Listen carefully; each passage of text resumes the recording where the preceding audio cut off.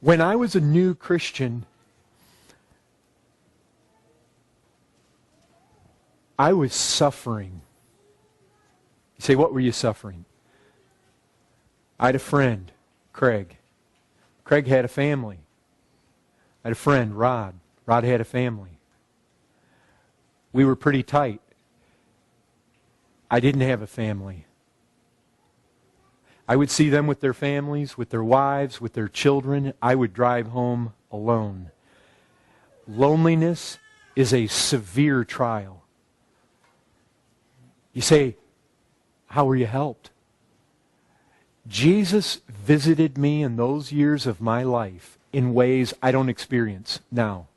Oh, I experienced them, but not like I did then. He came to me.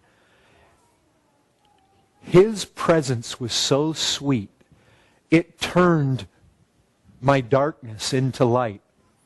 My sister-in-law, Maida, she was suffering cancer, going through chemotherapy.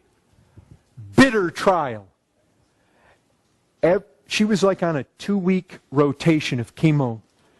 And at that period where she would be most pressed by that chemo treatment, most weak, most suffering, Jesus would come to her.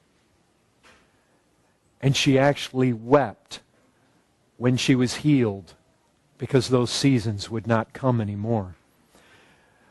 Brethren, that's one of the ways He helps. He comes and He visits His people. I told you this story before. Scottish Covenanters. One of these guys was so mutilated. The dragoons came in and they felt like 8 mortal blows to him. They took his broken body and they just threw it on the dungeon floor. And as he laid there, his body broken, he said,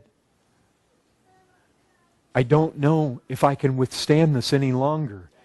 And those bystanders thought he was talking about his wounds. He said, the presence of Christ is so overwhelming to me right now, I don't know if I can handle anymore. Brethren, one of the ways that Christ helps us is He visits us. The last thing you ever want to do in the midst of your suffering is turn away from your times in prayer and your times in the Word. Because that is so often right where He comes to us. Right? Oh, it was in my seasons when I would go out in those early days and loneliness felt at times like it would crush me. But I would go out in the fields and I would pray. And it was there praying. There were times when I would walk and I could feel His presence at my side. I could have reached over and touched Him. And brethren, there's times when He takes the pain of the suffering out. You may know this story. There was a time when Spurgeon, he was suffering the pain of gout, and it was so overwhelming, he had asked the people in the room to leave. And he just cried out. You could hear it, almost like Jesus there out on the wilderness, just pleading with cries and tears. And Spurgeon there with crying and tears says, please. And God took the pain away. No doubt, not all of it, and not forever. But He took it away right there when asked.